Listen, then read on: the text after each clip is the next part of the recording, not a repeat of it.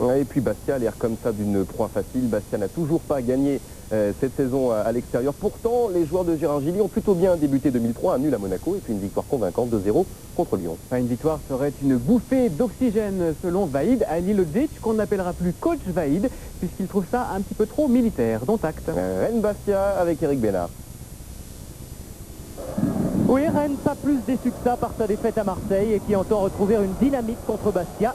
Le début de match est pourtant timide. La première occasion est même bastiaise avec cette balle pour Ben Saada. Ben Saada qui repique dans l'axe et qui frappe. Ben Saada incertain jusqu'au début du match pour un problème musculaire. L'Aslan est également absent, tout comme Sylvestre suspendu. Ça fait beaucoup et Rennes tente d'en profiter. Corner, Arribagé est monté, corner tiré par Monterrubio.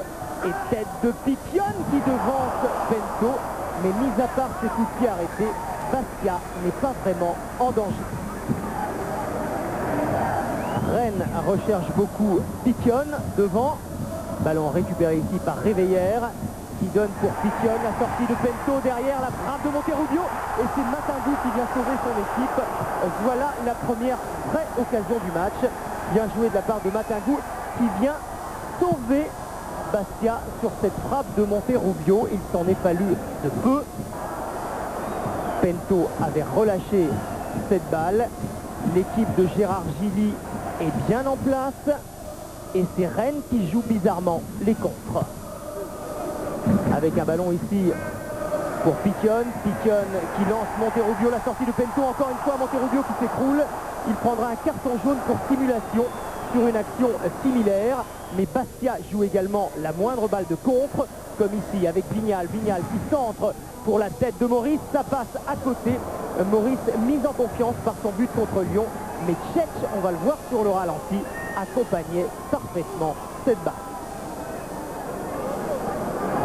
On approche de la mi-temps. Nouvelle offensive rennaise avec Delaye qui donne pour Piquion.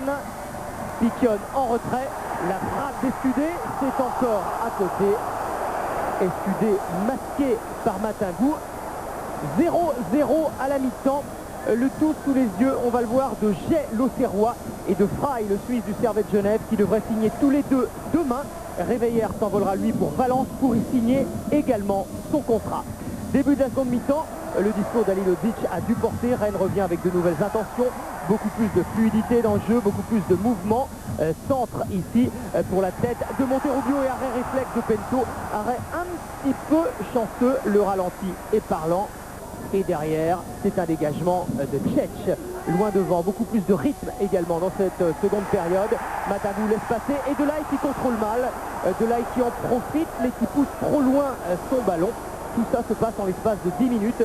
Rennes multiplie les initiatives, les occasions, mais ça ne rentre toujours pas. Ici, peut-être, avec un ballon intercepté par Piquion qui en profite. Piquion face à Bento.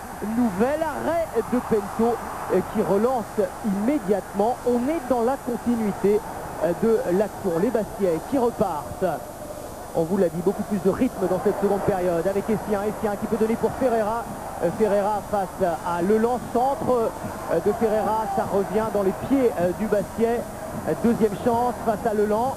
Nouveau centre de Ferreira, ça passe devant les buts de Tchèque et Ben Saada surgit. 1-0 pour Bastia grâce à un homme qui ne devait pas jouer ce midi, on l'a dit. But plein d'opportunisme et qui permet à Bastia de tenir peut-être enfin sa première victoire à l'extérieur.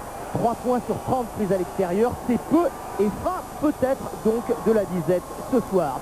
Bastia qui ne se referme pas après ce but de Ben Saada et qui continue d'attaquer avec Ferreira.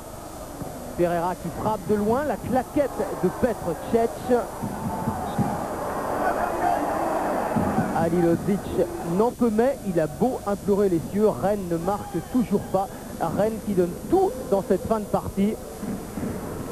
Avec une nouvelle interception de Delaye, la frappe de Delaye, le nouvel arrêt de Bento. Et l'entrée en jeu à suivre derrière cette frappe de Delaye du Bulgare Ivanov. Changement qui va donner lieu à polémique.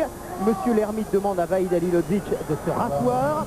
Propos désobligeants du coach dira l'arbitre qui n'exclut. Fin de match pénible pour Rennes. Bastia l'emporte 1-0. Le bon coup, il est pour Laurent Batles qui jouait encore à Rennes il y a un mois. On était déjà venu pour faire un résultat ici. C'est vrai que bon, c'était notre première victoire à l'extérieur de l'année. C'est vrai qu'on l'a fait ici. Bon, pour moi, c'est un petit peu symbolique d'être parti à Bastia et de gagner mon premier match à l'extérieur à Rennes.